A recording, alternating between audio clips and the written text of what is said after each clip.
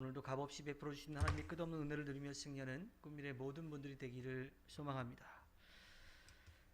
시인은 힘들고 어려운 상황 가운데 하나님 이대로 가만히 우리를 내버려 두실 것입니까? 하고 간절한 마음을 가지고 부르짖었어요. 그렇게 하나님께 간절히 간구한 가운데 시인의 마음에 평화가 찾아오기 시작합니다. 하나님이 당신의 백성에게 평화를 주실 것이라고 하는 확신이 들었던 거죠. 하나님의 구원을 부르짖는 데에서 확신하고 소망하는 대로 나아가게 된 겁니다. 비록 구원이 우리 눈앞에 당장 이루어지지는 않았지만 하나님께서 그 간절한 기도를 들으시고 시인을, 그 민족을 구원해 주실 것이라고 하는 그것에 대한 확신을 갖게 되었던 거죠. 하나님은 부르짖는 자에게 반드시 응답하십니다. 물론 우리가 바라고 소망하는 대로 혹은 기대하는 대로 우리가 계획한 대로 이루어지지 않는다 하더라도 하나님이 가장 좋은 때에 또 가장 필요한 때에 우리에게 응답하시는 분이십니다. 하나님은 우리의 기도를 외면하지 않으시기 때문이지요. 10절부터 13절에는 하나님의 구원과 영광이 임하게 되면 나타날 현상에 대해서 시인은 노래하고 있습니다. 우리는 어릴 때 부모님과 또 사회로부터 함께 살아가는 것에 대해서 배웠습니다. 착하게 살아야 된다고, 베풀어야 된다고, 또 지는 게 이기는 거다, 이렇게 배워왔습니다. 그런데 지금의 삶은 좀 어떨까요? 이기적이지는 않는다 하더라도 어쩌면 개인적인 삶을 살아가고 있습니다. 그래서 부모님도 또 사회도 공부해야 된다, 지면 안 된다, 또 성공해야 된다, 빼앗기면 안 된다라고 하는 그러한 것을 가르치고 또 그것을 배우고 그것을 추구하며 살아가고 있는 것은 아닌지 우리 돌아볼 필요가 있습니다. 부모님 세대만 해도 함께 다 살아가야 된다는 그러한 마음 가운데 사회가 잘 돼야 나도 잘 된다라고 하는 그런 생각들을 가지고 있었어요. 그래서 함께 살아가는 것에 이 관심을 갖고 그렇게 살아가야 된다라고 가르치고 또 그렇게 실제로 살아왔던 거죠. 그런데 지금은 그렇게 살아가기보다는 나 혼자만 잘 살면 된다, 다른 사람한테 피해만 주지 않으면 된다라고 하는 그러한 삶을 살아가고 있는 것 같습니다. 사실 이러한 삶은요, 나 혼자만 잘 먹고 잘 살면 된다, 다른 사람이 어떻든 나만 잘 살면 된다라고 하는 그러한 생각은 성경에서는 죄라고 이야기를 합니다. 자신만 아는 태도, 물질이 행복의 전부라고 생각하는 태도, 자신의 수입을 자신만의 소유라고 생각하는 태도, 그리고 내 것이니 내 마음대로 된다라고 하는 그러한 마음들인 거죠.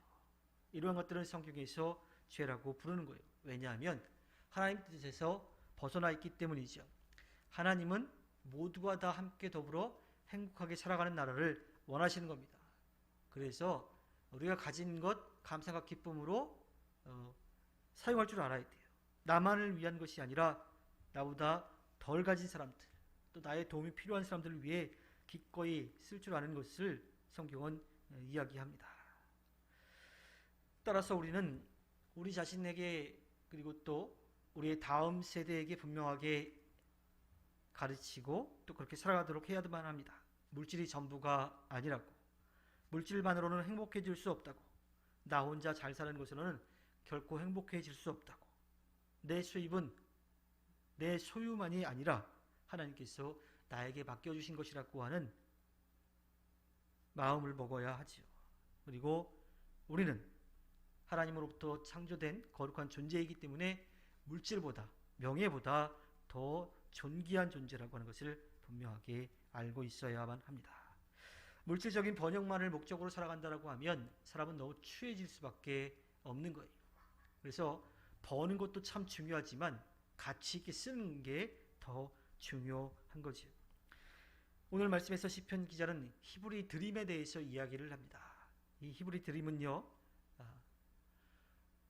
하나님이 만드시고 또 하나님이 지키시는 사람들이 어떠한 삶을 살아야 될지를 알고 그것을 실천하는 거예요. 그 실천은 뭐냐면 모두가 다 행복하게 더불어 살아가는 삶이라고 하는 거예요.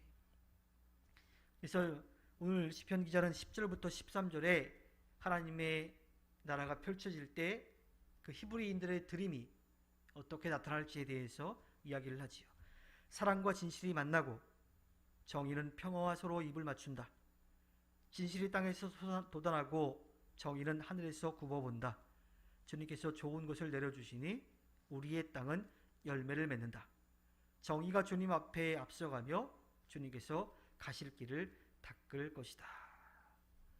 어느 누구도 소외되지 않고 모두가 다 더불어 행복하게 살아가는 나라.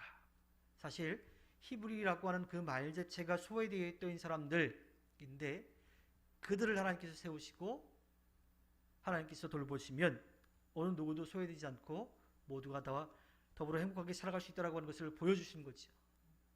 그 구원의 역사를 하나님께서 이스라엘 민족을 통해서 보여주셨던 겁니다. 따라서 우리는 그 하나님의 뜻을 기억하고 그 뜻에 맞는 삶을 살아가야만 합니다.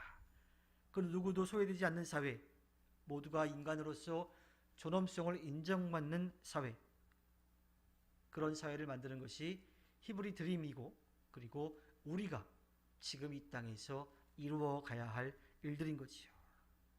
예수님도 그 일을 이 땅에서 하셨고 그 일을 하라고 우리들에게 맡겨주신 겁니다. 그리고 그 예수님의 가르침을 따르고 있는 우리들이 해야 될 바로 거룩한 소명인 거지요. 그 무엇보다 가장 중요한 것은 우리 자신이 어떻게 살아가느냐 하는 것에 있습니다. 이제 정신을 차리고 우리의 목표를 바꿔야만 합니다. 그냥 세상적인 꿈이 아니라 하나님의 비전으로 바뀌어야 합니다. 나만 잘 먹고 잘 사는 것에 대한 욕심을 버리고 거룩하게 사는 꿈을 꾸어야만 합니다. 나와 함께 모두가 행복하게 살아가는 삶. 나와 내 가족만 잘 되면 된다고 하는 생각을 버리고 우리 모두가 다 함께 살아가야 된다고 하는 것을 기억하고 살아가야만 합니다. 그래서 그러한 세상을 만들기 위해서 기쁜 마음으로 헌신하고 섬기는 일을 해야만 합니다. 그것을 위해 꿈꾸고 작은 것이라도 내가 할 수 있는 일을 찾아서 그 일을 해서 하나님 앞에 기쁨을 드리는 삶을 살아야만 합니다. 그리고 다음 세대에게 그것을 가르쳐 주어야 하죠. 우리가 본을 보이고 가르쳐야만 합니다. 하나님께서 허락해 주신 오늘 하루를 살아갈 때 하나님의 돌보심 가운데 그 어느 누구도 소외되지 않고 모두가 행복하게 살아가는 하나님 나라를 이루어가 하나님 앞에 기쁨을 드리는 꿈일의 모든 분들이 되기를 주님의 이름으로 부탁드립니다. 기도하겠습니다.